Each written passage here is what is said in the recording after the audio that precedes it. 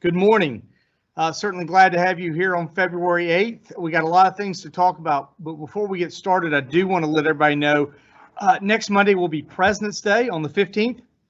So next Monday, we will have closures here at City Hall, city administrative offices, and the City of Pensacola community centers will be closed on Monday in observance of President's Day. Also, sanitation will be impacted. And again, press, we certainly appreciate any help you can get us to remind people that their garbage will be slipped back one day. Everybody will just go back one day.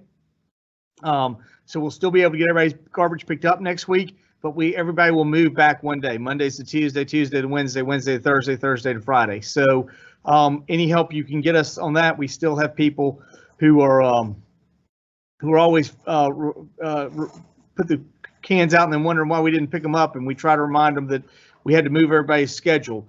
The exceptions to the closures will of course be Osceola Golf Course and Roger Stott Tennis Center, which will continue to operate regular business hours.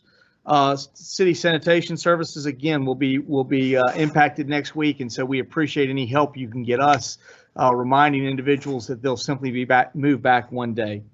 Bayou Tahar Stormwater Treatment Enhancement Project begins on February 16th, which is next Tuesday. This is the construction of the Scotts, Yates, Lakeview, and Strong outfalls to Bayou Tahar Stormwater Treatment Enhancement Project. These will begin Tuesday as a part of the city's ongoing efforts. This project will be a proprietary stormwater treatment of those three under treatment drains and the subbasins of the treatments by retrofitting the underground stormwater with treatment units. That will catch sediment and certain pollutants and keep them from entering Bayou Tahar. This project will take place at three separate locations, which again are the end of Scott Street at Bayou Tahar, the end of Strong Street at Bayou Tahar, and the intersection of Yates and Lakeview. All work will be contained within the limits of the city-owned right-of-way. For any questions about the projects, please contact City of Pensacola Public Works at 435-1645. So again, this will be, I think, one of the last projects that we have on Bayou Tahar and getting it completed. So we're excited to do that. Port of Pensacola has good news, and they're putting it out there. Port revenue increases. The Port of Pensacola released its 2020 annual report highlighting a prosperous year despite challenges presented by COVID-19 pandemic and Hurricane Sally. The port saw an overall revenue increase of 13% in 2020. It includes increases in both cartage tonnage and vessel dockage days.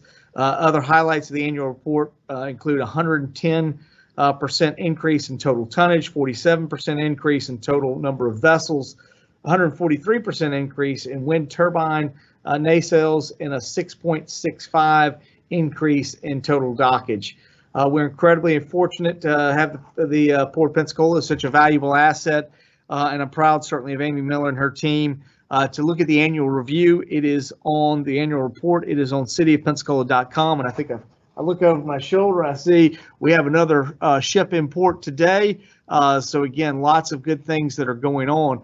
Obviously, one thing that was somewhat disappointing over the last couple of weeks, we did have a chance, and I did have a chance to communicate personally with Terry Hutchinson, the skipper down at American Magic. Obviously, if there wasn't bad luck, they'd have no luck. This year, it seems to be they had some difficulties, but I will say at times they were the fastest boat there was. So I talked to Terry. I said, you know, you're kind of like the Ford versus Ferrari. When they go the first year and they can't get anything to work, I said the next year, you know, you'll be on cue. And he did say, you know, they're talking, they're trying to figure out what they're going to do. But obviously, if they come back and go forward, they love Pensacola and would love to be back here, and we'd love to have them back here. We certainly hope that, and I told them we're very resilient. We get over things and head on to the next one. So again, we hope they will be back at the port next year. But I did have a chance to talk with them a little bit down in New Zealand. Certainly express our sorrow for them and disappointment. But again, reminding them there'll be better days ahead, and we certainly appreciate everything that they're doing over there. Legion Field lights. The city is proud to report that smart lighting improvements at Legion Field are now complete. These enhancements include 34 fully solar fixtures that no longer require power hookup or light bulb maintenance. So we are very excited about this. The new solar lighting system, all integrated into the light head can operate on 3 days without any new sunlight recharging on the solar panels. The smart aspect of this project is the ability to react to park usage. When joggers or walkers approach, light will automatically boost to 100% brightness setting. For added efficiency during off hours and not in high demand, the lights will work at 70% brightness. This project was made possible by a partnership between the City of Pensacola, Parks and Recreation, and SESCO Lighting of Pensacola. So we're excited to be bringing technology both in the form of solar, along with also some features that will allow us to conserve, and we're excited about that. By the way, we've also finished up our solar panels are down on Main Street, so you can see we are moving in those increases. And I know I think it's next week, next Monday, or next Tuesday, excuse me, because of the holiday. I believe that Mark Jackson will be meeting with council, or I'm sorry, 2 weeks from today. Mark Jackson will be meeting with council and discussing some of the initiatives and things that we're doing related to that. So like I said, our City Hall have been incredibly busy. We've got new initiatives going on with solar and a variety of other things that we're working on. We have been busy working here.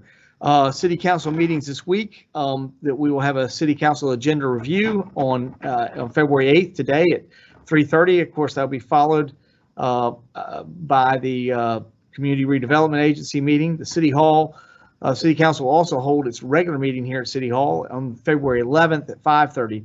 Members of the public may not attend council meetings in person at this time because City Hall is closed. However, members of the public can attend and participate via live stream and our phone. For more information about how to participate, please refer to each meeting agenda at cityofpensacola.com.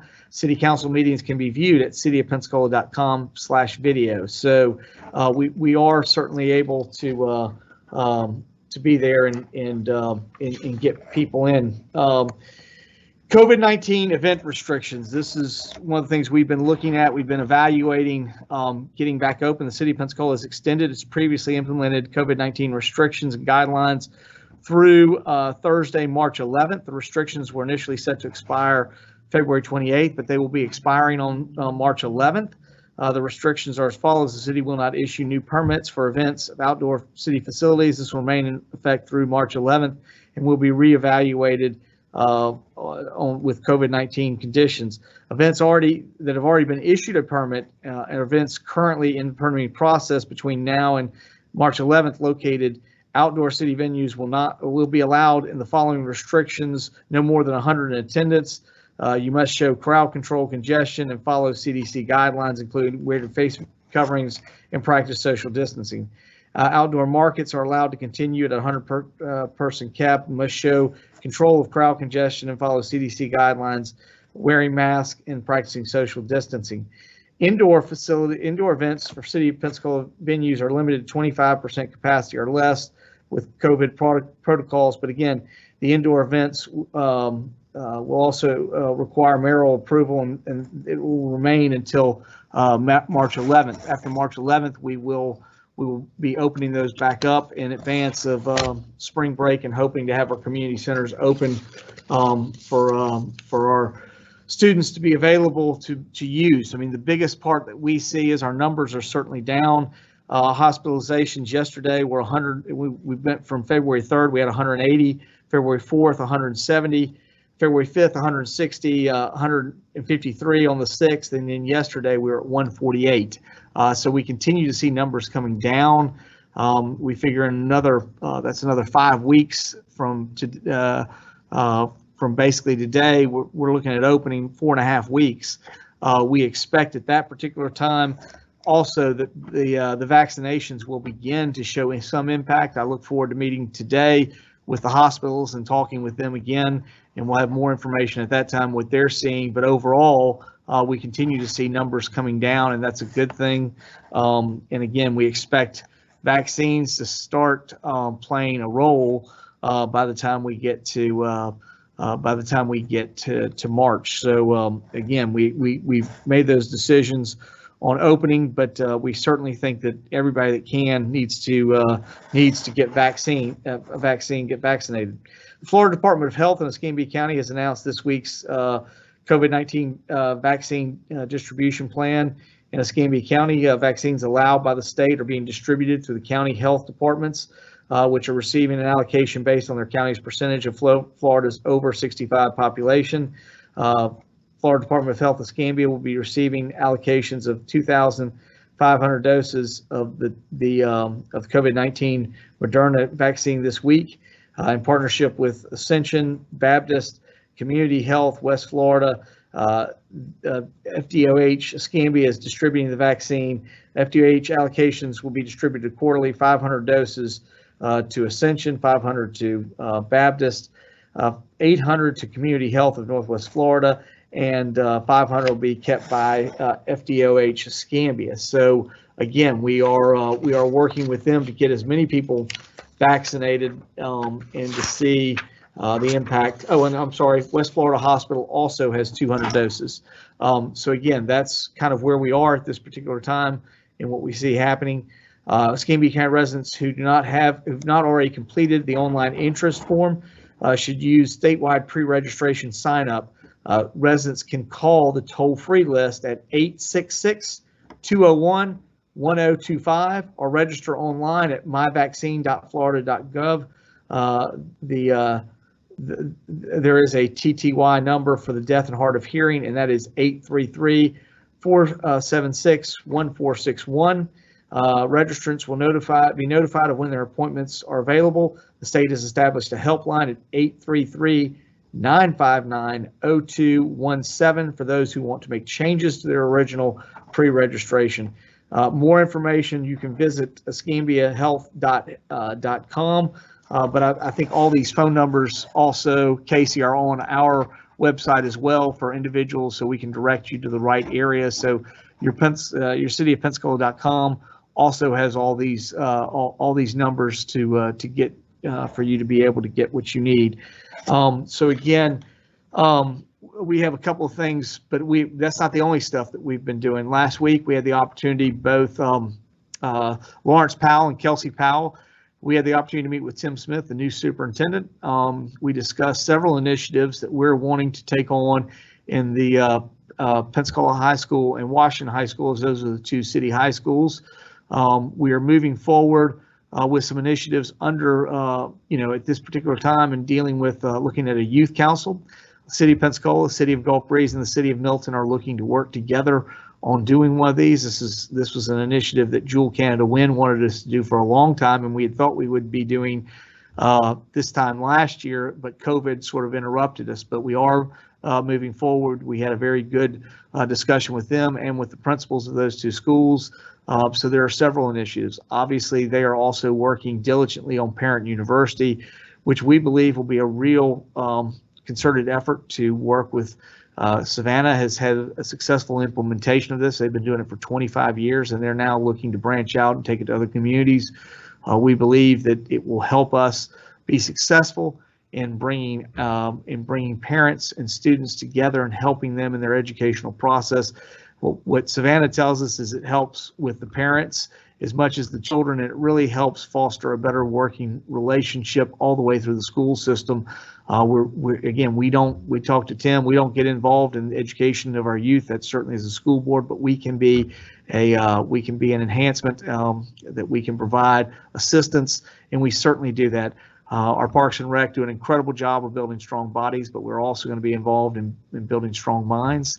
We also have several work initiatives that we are working on with Kelsey and Lawrence, in working with individuals to get them the right things. I know they've been working with ST and trying to work with George Stone. We had some discussions there also with the academies and really seeing the opportunity for those to translate into jobs. So we are working on that. We also had a very good discussion about things that we would like to do with George Stone in dealing with construction sort of apprenticeships.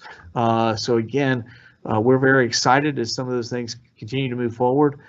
We are certainly working with the county and working with the school board in whatever we can do. And finally, I think that we are almost hitting the 1 year anniversary of really kind of where we were with COVID-19 and when we really saw the impacts. There's no doubt that after a year of dealing with this, there's significant impact.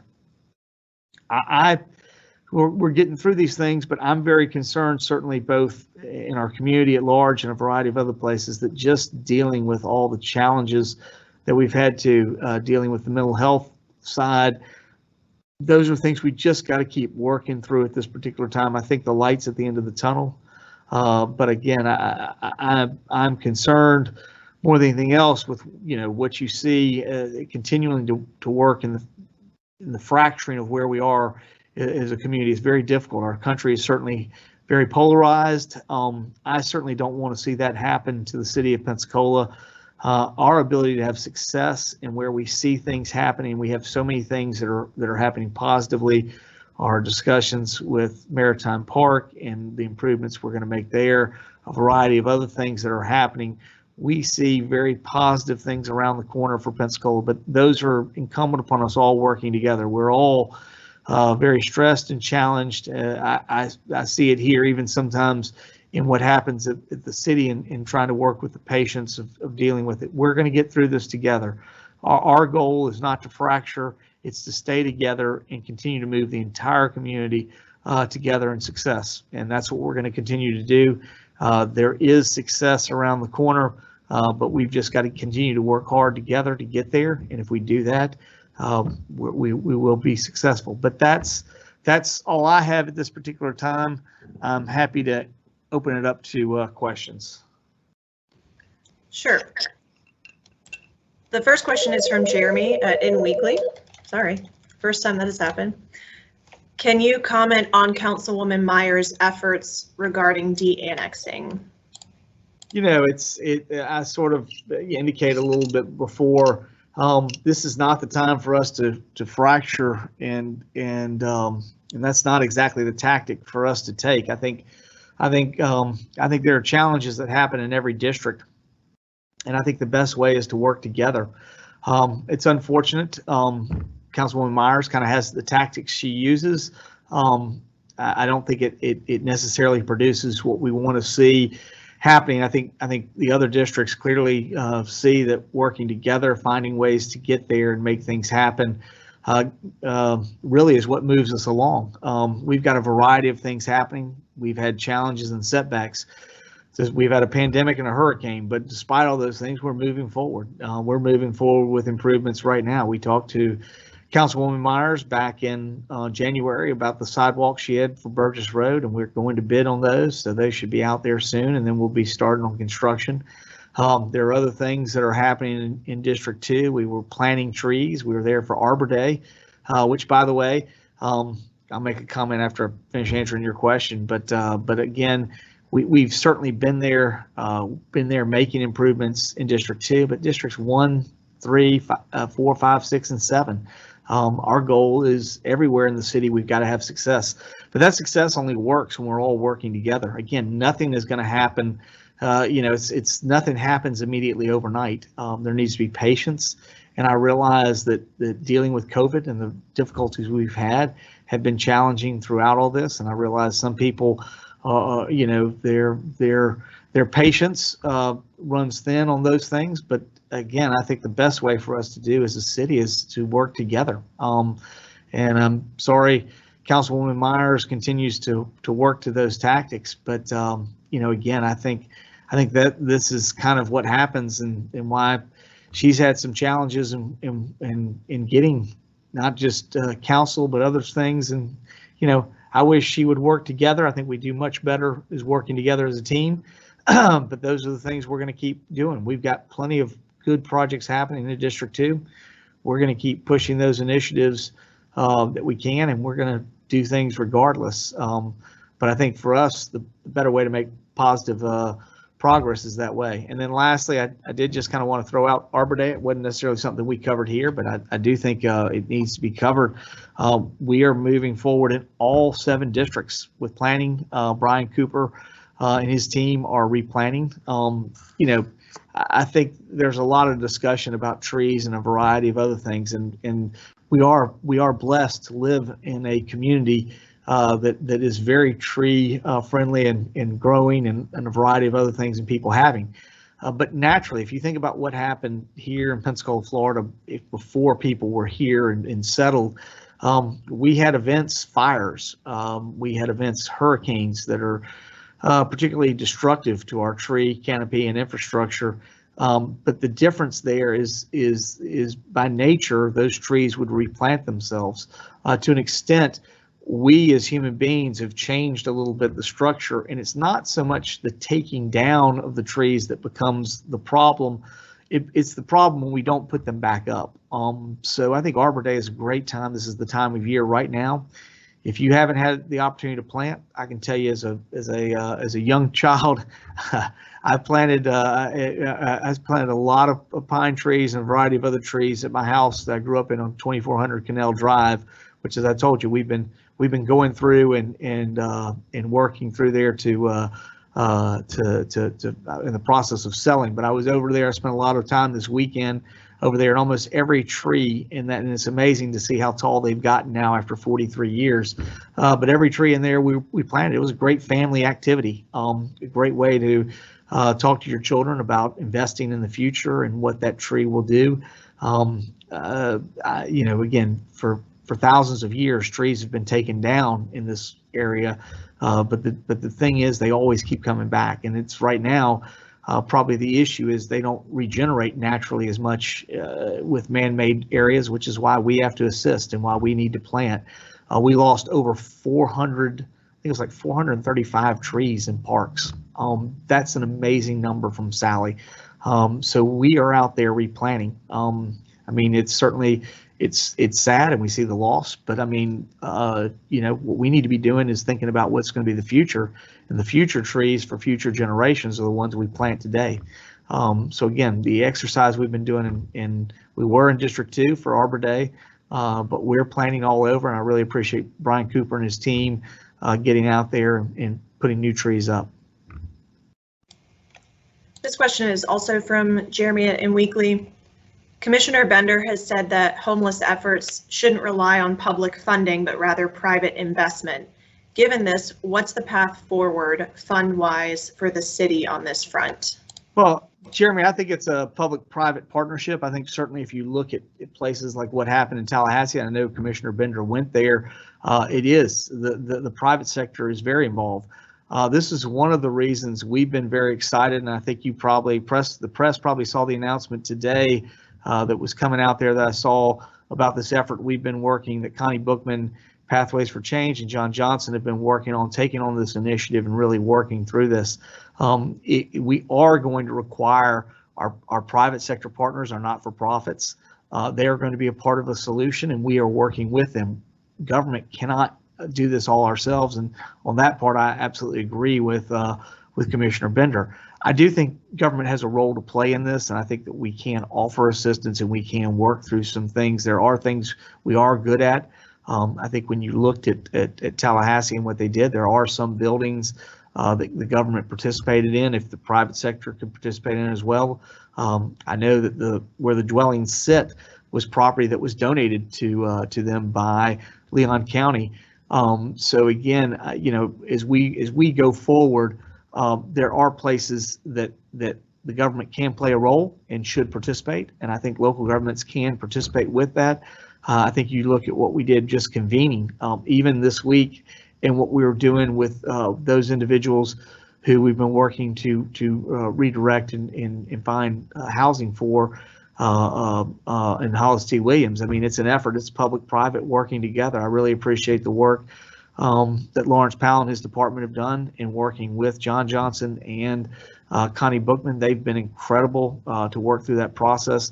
The team they've put together was a variety of different organizations, and they're working together. And I think they can bring the leadership to those roles that really kind of brings everybody together. I think when we do that, we all pull in the same direction, we can solve it. So I do think it's going to take private sector, but I do think the public has a place to play in it. I don't think we can do this all on our own, and we've said that several times in there, but we are working on initiatives Where we can be creative with housing and deal with tiny homes, we've absolutely done that. We are going to be on our second meeting of February. It's my understanding. I think we're bringing forward some our initiative here. We're looking to figure out how to do tiny homes. Now, we're not going the dwelling size, but we think there are places that we can make it work, and we want to get our ordinance done and then begin to see what would happen. We think there are other places for us to go. I know one of the things, we've got a couple of different places that are down that could be brought up and be used for shelter. One was the Salvation Army. Again, that's not in the city, it's in the county, but I mean, I think there are ways we would participate if organizations try to help them get those things open. I think there are some other ones that Bright Bridges are looking at as well. But again, if they can work to make that happen, we're more than happy to figure out how we can participate. Now, we can't do everything, but I've been very clear that I thought we should set aside some money. I asked for $200,000, and we're going to ask again as we have some things and the plans are coming forward. But it's my anticipation that we will be partners in some way, but by no means are we going to be doing all the lifting ourselves. We can't. It certainly is going to be incumbent upon our private sector and our not-for-profits to work with us, and we think we can make a dent in dealing with this. There are some other things we need to look at in the tactics, the way we use and what we do, and I think all of that will come forward. I'm excited when Lawrence gets a chance to bring forward his report. We've been doing a tremendous amount of work, and I think we're kind of getting the culmination of several things that are going to happen here in March and April, and we're going to be moving in that direction. This is from Randy at Channel 3. Can you talk about the proposal to create a John Sunday Plaza? Yeah, we're very excited about that. I think that's an initiative that we've talked about, ways that we could recognize our history in a more inclusive way, and this is one that we could do that. There had been some discussion at some time from the development that was going into the school board that was proposed at one time. They had been talking with the John Sunday House Society, and there was discussion. There's a little triangle block that was just south of there, and they had approached us about doing this. This is before Miss Councilwoman Broughton had become a council person, and she had talked to us about that. So we were in the process of working that. And I was talking with Brian Cooper about it, and Brian was very diligent in evaluating and looking at all the things that John Sunday had been. He'd been a council member here at the City of Pensacola City Council. I mean, a variety of things that he'd done. He was an ex-slave that had done all these things and become very prominent in the African-American community here in a number of different ways. And he came to me. He said, Mayor, I think this is too small. We need to find something bigger. He goes, I think I have an option. That we have that plaza. You've been trying to work at activating that plaza and figuring out what to do, because it is sort of some dead space that we don't really activate very well. And he suggested that we make that the John Sunday Plaza. I love the idea. I immediately called Councilwoman Broughton and said, hey, we think this is what needs to happen, and we're ready to make it. We can move forward, because it's not a park. It doesn't have to go through Parks and Rec. It's not a Parks and Rec. It's City Hall, so we can move this along a lot faster. And she was incredibly excited, and she said, we want to make it happen in February for Black History Month. I said, absolutely. So we're excited that it's going to come forward. I think it's really a way we've talked about is how we can be inclusive.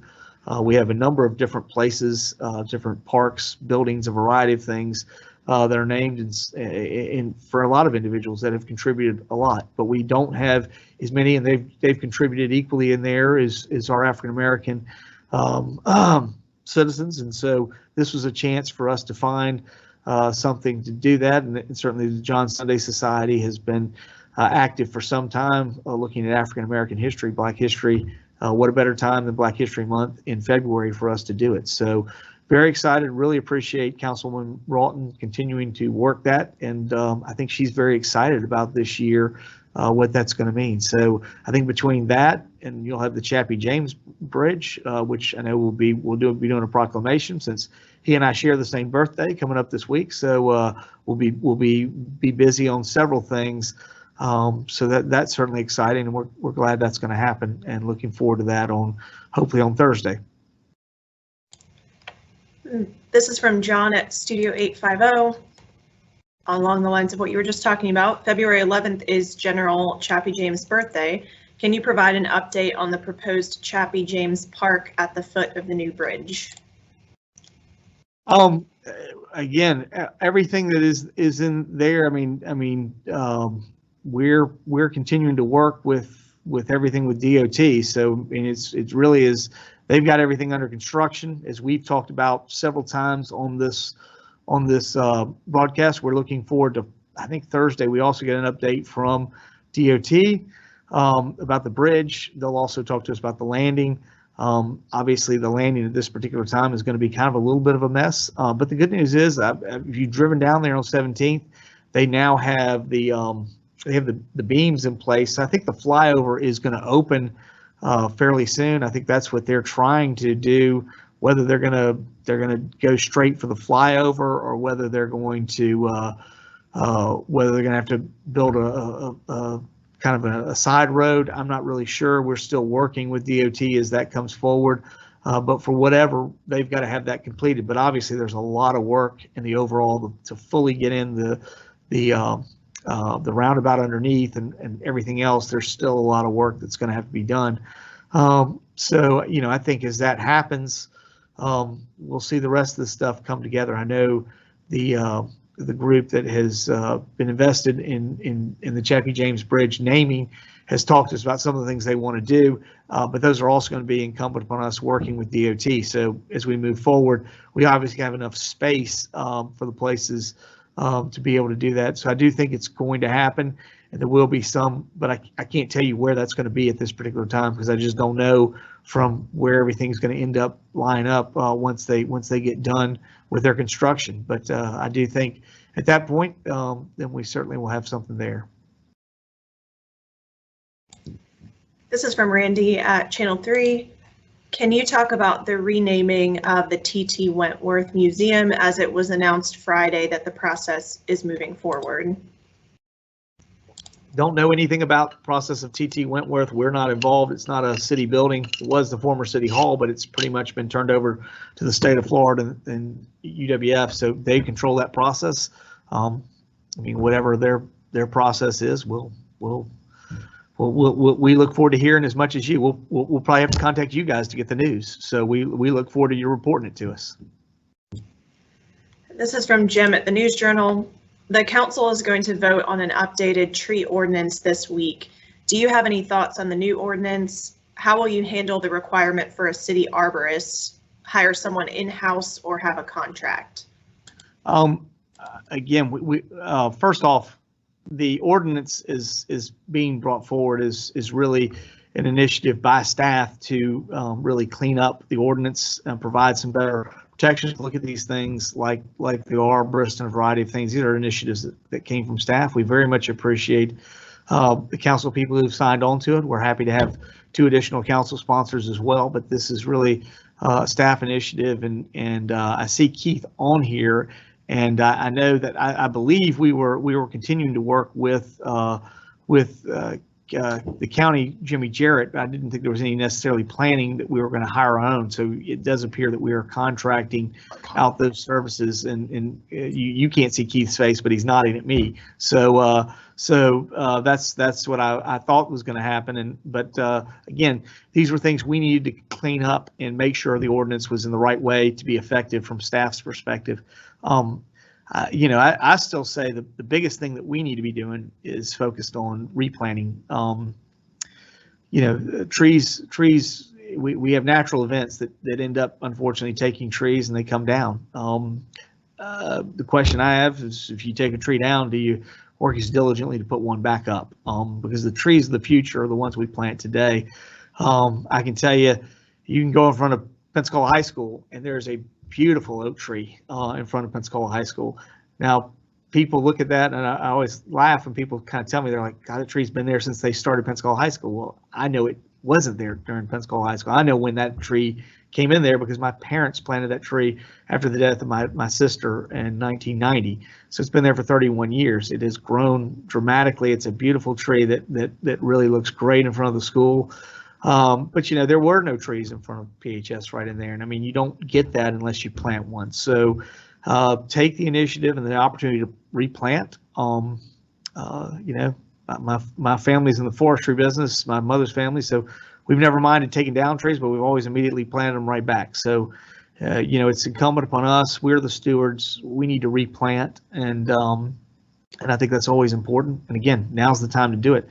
This is tree planting season, and it's going to be cold this next weekend. So go out and buy a tree, plant it, and have it ready to go. So as it warms up, it can come out, roots can come out, and it'll be ready to grow. And you know, it can be a tangible, long-lasting part of the future, and that's what we need to teach our children to do. This is from Randy at Channel 3. We're hearing there could be an announcement soon that the bridge reopening deadline could change. You talk to FDOT regularly. Can you say if you've heard anything about this? You know, Randy, this is the second time I think you talked to me about it last Wednesday. I have not heard anything about it moving. The last time that we did talk to them, they were behind on pile driving, but they felt like getting two drivers and the stuff that they were doing that was going to give them enough time to catch up. Like I said before, really setting the trophies and again doing the beams and the concrete work, it really goes fairly fast from there. The hard part is the pile driving. The bridge really can go up fairly fast after the piles get driven. So I mean, obviously pile driving is critical path.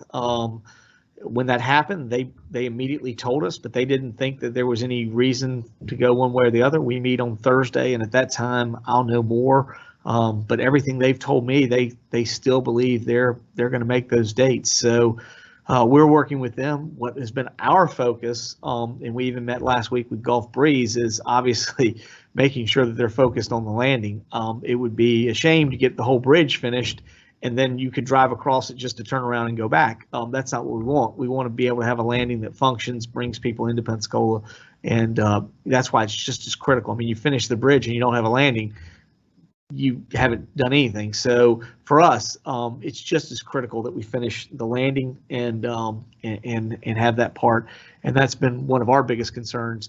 The bridge itself, they've told us, you know, where they are. We get an update on Thursday. I expect at that time to know what's going on, but I have not heard anything from DOT or anybody else. I've heard a lot of stuff, I guess, from Channel 3 that somehow they weren't going to meet their deadline. But you know, again, I don't know. I mean, there are rumors all over the place on different things, so we'll see what happens. But they haven't told us anything other than that. I mean, and they thought they could catch up. They were a little bit behind, but again, the process works in their favor if they can just get the piles put in. All right, we don't have any more questions. I just simply was going to say before we go, one of the other things that we've obviously got a lot of work on is as we continue to move forward with the police advisory committee, and much of what I think I saw in the last meeting continues about dealing with ways to build trust. I think that is more important. I think in a lot of ways we've got things in place to do the right things and move forward. I think it's really about building community trust, and we're trying to do that every day at the city. And I certainly know we're working hard as we move forward and what we look at that. And I'm looking forward to, I think I meet later this week with Cedric Alexander to discuss the committee and where things are going and continuing how we can build trust. That's the most important part of what we're doing. I think, the one thing that I realized more than anything else at the last meeting is there's a lot of assignments. People say, just please, y'all go back and you solve all this. The police can't solve it all themselves.